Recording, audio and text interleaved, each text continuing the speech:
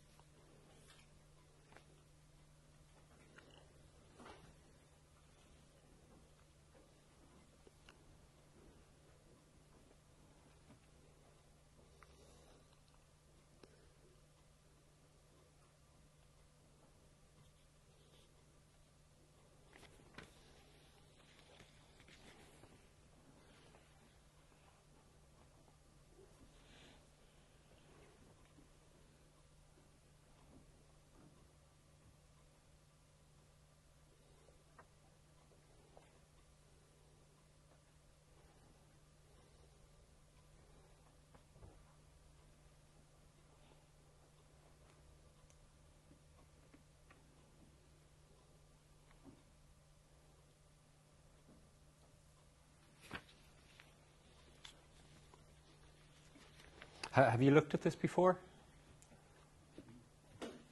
Well, I'll just hack on. So, the market value of the debt.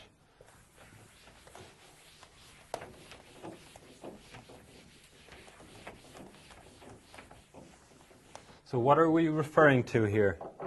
The market value of the debt. What sort of debt have they got? Bonds, yeah. So we have to work out the value of the bonds. In very simple terms, what's the total value going to be? It's going to be based on two figures. It's going to be the number of bonds by the value per bond. Okay. Simple enough. How many bonds have we got?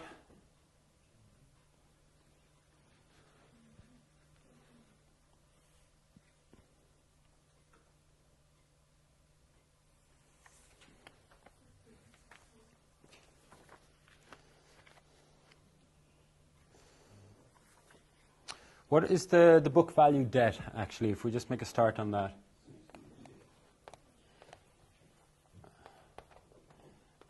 $60 million, yeah. And what's their face value?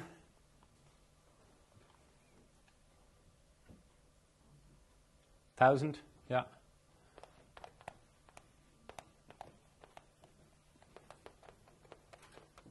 So that means how many bonds do we have in issue? I think it's just a regular value, isn't it? It's just a 1,000.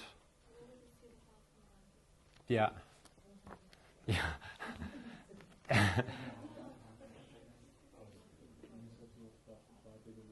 Yeah. But you'll see it doesn't matter in a moment. So how many bonds do we have? We've got 60,000 bonds in issue. So if we can work out the value of each bond, then we'll know the market value of the debt. Okay. What do we know about these bonds? So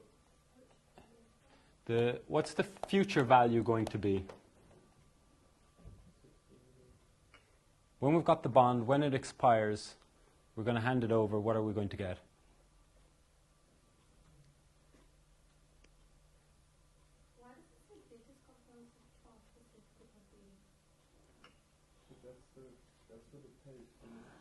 Yeah. Yeah.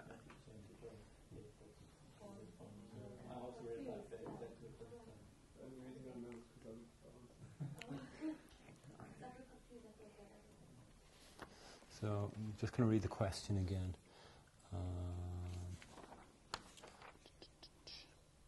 I don't think I have all the information here on my question paper, but not to worry. What year are the price to yield 10%, but in terms of what we're going to put into the calculator, what is the future value of the bond? The end value.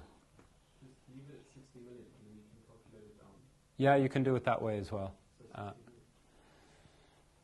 Yeah, there's two ways you can do it. Some people will prefer to do the whole lot together, and some people will prefer to do it on a per bond basis and then multiply it up by the number of bonds. Mathematically, it's the exact same. So we'll follow your way. So the future value, let's say you owned all the bonds. You're going to cash them in for 60 million. How many payments are coming up on it? 10, because we're assuming one payment per year. What are they priced to yield?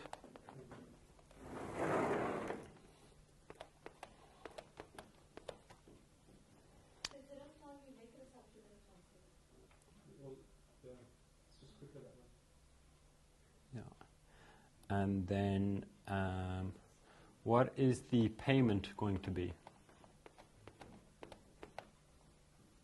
12% of 60 million, which is 7.2. So 7? 7? No, 7.2. Oh, sorry, 7.2. Okay. So that has come from the 12% of that. Okay. So make sure you know the difference between what this represents, that's price to yield 10%, and that's the coupon value. The coupon value, or the percentage on the coupon, is going to dictate what your actual payment is. Okay? And then in the market, the value of the bond will go up and down. That will give you a yield on what you're paying for it. Okay?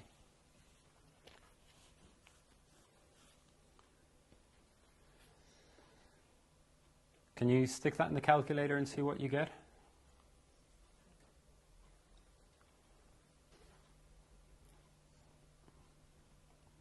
Because we're looking for the PV, isn't it?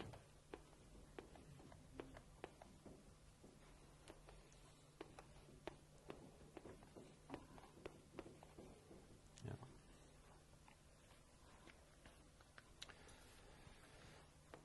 If you wanted to do it on an individual basis on each bond, I'll just run through what the figures would be.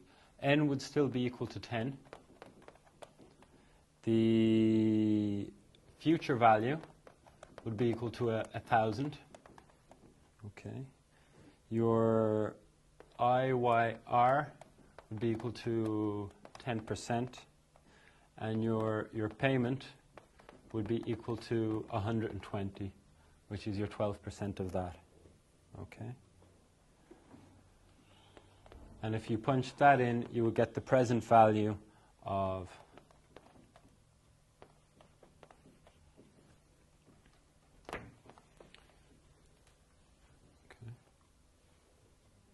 and then you would have to multiply that by 60,000 to get your total amount. So some of you will be more comfortable with this, and others might consider doing it that way, which it's the same thing.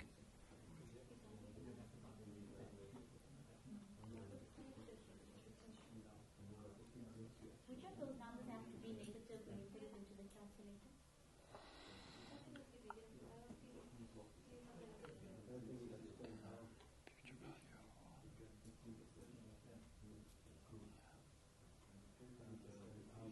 Can someone call out the calculator sequence, just so that we have it right? Does something have to be negative?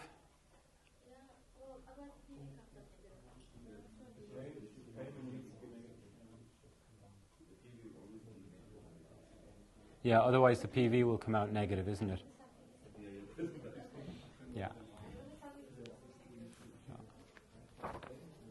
Okay.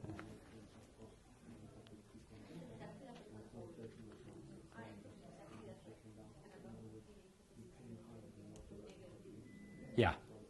because that will just be the convention, because normally your PV often is today's value, it's your initial one, and it's a negative. So it's just the convention in the calculator. Yeah. But you understand how the two methods are exactly the same? Yeah, cool. Will we do part B? The current cost of equity.